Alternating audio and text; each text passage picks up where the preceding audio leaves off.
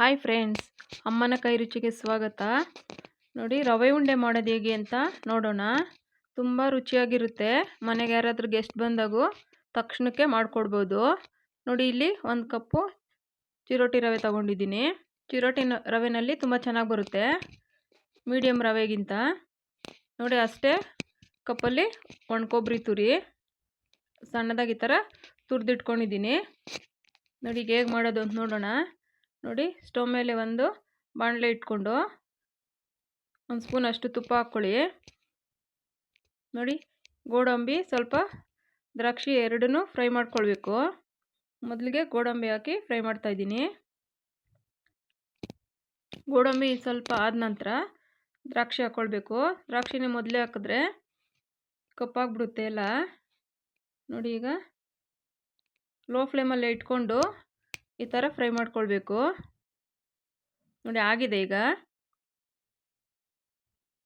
ಈಗ ಇದನ್ನ ಒಂದು ಬೌಲ್ಗೆ ತಗೊಂಡು ನೋಡಿ, ಅದೇ ಬಾಣಲೆಗೆ ತುಪ್ಪ ಇದೆಯಲ್ವ, ಅದಕ್ಕೆ ರವೆ ಏನಿದೆ ಚಿರೋಟಿ ರವೆ ಹಾಕ್ಕೊಂಡು ಇದರಲ್ಲೇ ಫ್ರೈ ಮಾಡ್ಕೊಳ್ಬೇಕು. ಚೆನ್ನಾಗಿ ಲೋ ಫ್ಲೇಮ್ ಇಟ್ಕೊಂಡು ಚೆನ್ನಾಗಿ ನಿಧಾನಕ್ಕೆ ಉರಿಬೇಕು. ರವೆ ಎಷ್ಟು ಚೆನ್ನಾಗಿ ಉರಿತೀವೋ ರವೆ ಉಂಡೆ ತುಂಬ ಚೆನ್ನಾಗಿ ಬರುತ್ತೆ ರುಚಿಯಾಗಿ. ನೀವು ತುಪ್ಪ ತುಂಬ ಇಷ್ಟಪಡೋರಿದ್ದರೆ ಇನ್ನೂ ಸ್ವಲ್ಪ ತುಪ್ಪ ಹಾಕ್ಕೊಂಡೆ ಹುರ್ಕೊಳ್ಬೋದು. ಕೆಲವ್ರಿಗೆ ಜಾಸ್ತಿ ತುಪ್ಪ ಹಾಕಿದ್ರೆ ಇಷ್ಟ ಆಗಲ್ಲ. ನಾನು ಜಾಸ್ತಿ ಇಲ್ಲಿ ಹಾಕ್ತಿಲ್ಲ. ಲೋ ಫ್ಲೇಮಲ್ಲೇ ನಿಧಾನಕ್ಕೆ ಹುರ್ಕೊಳ್ಬೇಕು. ನೋಡಿ, ಆಗಿದೆ. ಈಗ ಅದಕ್ಕೆ ಕೊಬ್ಬರಿ ತುರಿ ಇದೆ ಅಲ್ವಾ, ಅದನ್ನೇ ಸೇರಿಸ್ಕೊಳ್ಬೇಕು. ಕೊಬ್ಬರಿ ತುರಿ ಹಾಕಿದ ನಂತರ ಏನು ಅಷ್ಟೊಂದೇನು ಉರಿಯೋದು ಬೇಕಾಗಿಲ್ಲ. ಒಂದು ಸ್ವಲ್ಪ 1-2 ನಿಮಿಷದಷ್ಟು ಈ ಥರ ಕೈ ಆಡಿಸಿದ್ರೆ ಆ ಬಿಸಿಗೆ ಚೆನ್ನಾಗಾಗುತ್ತೆ. ನೋಡಿ, ಈಗ ಆಗಿದೆ. ಈಗ ಅದಕ್ಕೆ ಸಕ್ಕರೆ 1 ಕಪ್ಪಷ್ಟು ರವೆ ತೊಗೊಂಡಿದ್ದೀನಿ. ಅದೇ ಕಪ್ಪಲ್ಲಿ ನಾನು 1 ಕಪ್ ಹಾಕ್ತಿಲ್ಲ, ಇಲ್ಲಿ 3/4 ಕಪ್ಪಷ್ಟು ಹಾಕಿದ್ದೀನಿ ಸಕ್ಕರೆ. ಸ್ವೀಟಿಗೆ ನೋಡಿಕೊಂಡು ಸಿಹಿ ಇಷ್ಟಪಡೋರಿದ್ದರೆ ಹಾಕ್ಕೊಳ್ಬೋದು, ಇಲ್ಲಾಂದರೆ ಸಾಕಾಗುತ್ತೆ ಕರೆಕ್ಟಾಗಿ ಅಳತೆ.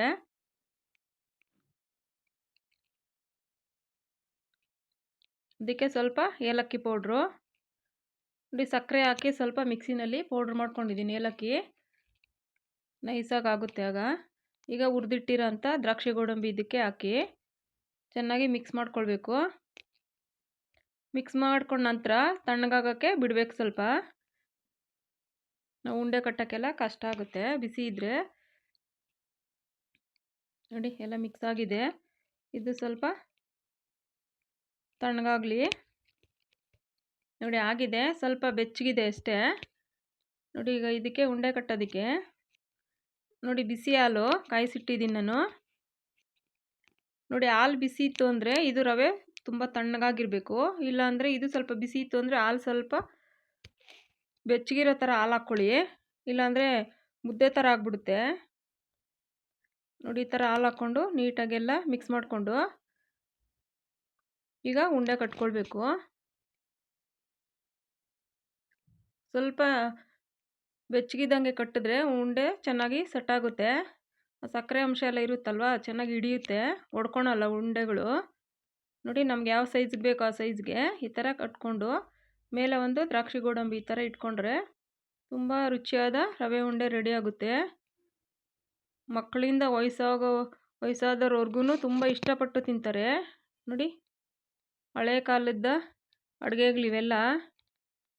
ನಾವು ಬೇಕ್ರಿನಲ್ಲಿ ತಂದು ಆ ಥರ ಸ್ವೀಟ್ ತಿಂದು ಹೊಟ್ಟೆಗಳೆಲ್ಲ ಹಾಳು ಮಾಡ್ಕೊಳೋ ಬದಲು ನೋಡಿ ಈ ಥರ ಮನೆಯಲ್ಲೇ ಮಾಡಿಕೊಂಡು ಸಿಹಿ ತಿನ್ನಬೇಕು ಅನಿಸ್ದಾಗ ಈ ಥರ ಮಾಡಿದ್ರೆ ತುಂಬಾ ಹೆಲ್ತ್ಗೂ ಒಳ್ಳೆಯದು. ನೋಡಿ, 2 ಉಂಡೆ ಕಟ್ಟಿದ್ದೀನಿ. ಅದೇ ಥರನೇ ಒಂದೇ ಸೈಜ್ಗೆ.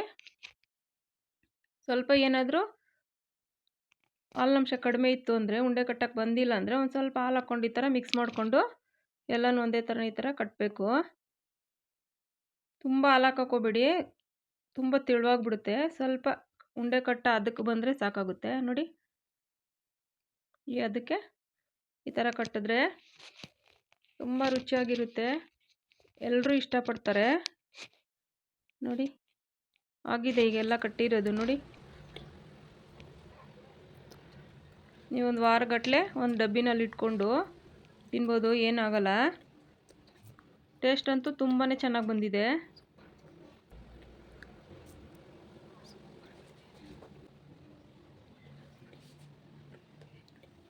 ನೋಡಿ, ಸ್ವಲ್ಪ ಆರಿದ ನಂತರ ತೆಗೆದ್ರೂ ಗಟ್ಟಿನೂ ಇರಲ್ಲ, ಏನಿರಲ್ಲ. ತುಂಬಾ ಚೆನ್ನಾಗಿದೆ. Thank you friend.